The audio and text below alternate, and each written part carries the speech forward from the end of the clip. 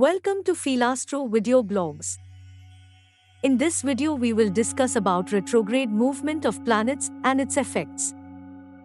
If you like our video, then please do subscribe our channel and like this video. In Vedic astrology, a retrograde planet is an important phenomenon. The term retrograde came from the Latin word retrogradus, meaning going backwards. In Vedic astrology, the retrograde state of a planet is known as Vakri. As we all know, all the planets move eastward while revolving around Sun. In the Vedic astrology realm, the Chaya Graha or shadow planets, Rahu and Ketu, move opposite to other planets, or in other words, are always in a retrograde state. It is because Rahu and Ketu are mathematically calculated points, or in other words, not real planets, in an ecliptic belt. So what exactly do we mean by saying a planet is in retrograde, when in reality, an actual planet cannot move backwards? In astrology, planets are viewed from the point of Earth, and when Earth passes by another planet in its respective orbit, a planet may appear moving backwards due to its varying speed and length of the orbit. Since Earth revolves around Sun, the Sun is never retrograde. The same principle is applied to Moon, as Moon is revolving around Earth, along with Earth's revolution, so we won't feel any kind of retrograde movement happening to Moon. Among the Navagraha, retrograde movement is applicable to Mercury, Venus, Mars, Jupiter and Saturn. The best example is two cars, car A and car B, driving on a multiple-lane circular road, like a test or racing track, in the same direction. Car A is moving behind car B, which is in the outermost lane, and car A is in the inner lane. Each car has its constant but different speeds, so that car A will pass by car B at some point. During this overtake, both vehicles are closer to each other and appear almost idle to each other for some time. Also, this brief window of overtaking time is when the drivers of each car can clearly look at each other. After this short idle window, car B seems to move backwards when viewed from car A. At this point, car B is in retrograde movement, according to car A. You may imagine car A as Earth and car B as a planet in retrograde. In what respect a planet becomes important if it is in retrograde motion?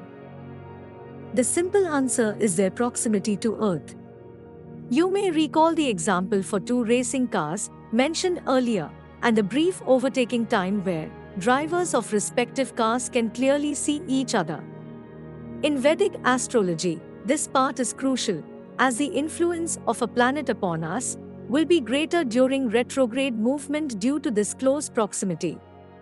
Suppose Saturn in a person's horoscope is retrograde. It means Saturn is closer to him and is watching with a clear and closer view. The important question is whether this state damages or benefits the person. There are distinct disparities among great sages like Parashara and Agastya, and Vedic astrology scholars like Mantreshwara, who is the author of Faldipika, Varaha Mihira, who is the author of Brihad Jatka, and Kalyanvarman, who wrote the book Sharavli, etc. They all have different views and opinions regarding the character, benefic, and malefic aspect of retrograde planets. Brihad Parashara Hora Shastra of sage Parashara states that natural benefics like Jupiter, Venus, and Mercury attain full positive energy only in direct motion and tend to lose their power in retrograde motion. At the same time, Kalyanvarman in Sharavli says that retrograde benefic planets are powerful and provide results equivalent to Raj Yogas, and malefic planets in retrograde give adverse effects like aimless wandering.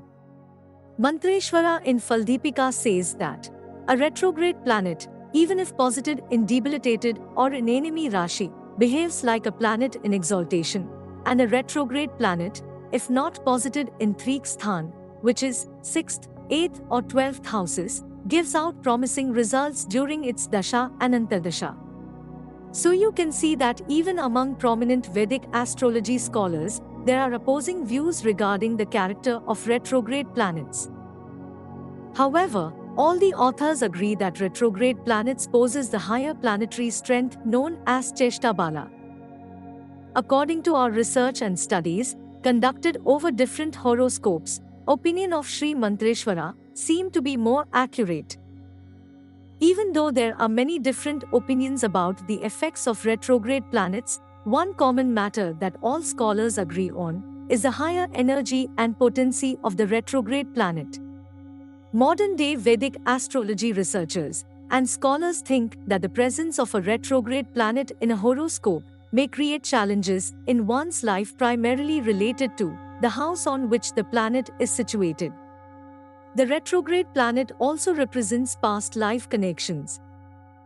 Imagine a student who got a bad score in a specific subject and later getting personal attention from a teacher to correct and improve the student's performance.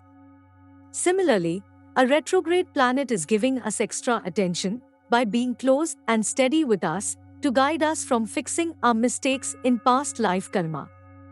For example, if Saturn is retrograde in the 7th house for a Capricorn ascendant, they may see tests and trials in their marital life as these people tend to make the same mistake they did in their past life. So Saturn is trying to provide warnings by being closer to the native. Astrology is pointing us towards the human effort that needed to put in order to attain the positive strength out of a retrograde planet. Higher Cheshta Bala from a retrograde planet indicates that a person, if puts in the right effort, can make matters related to a retrograde planet equivalent to Raj Yoga. Thank you for watching this video. We will be back with another video blog.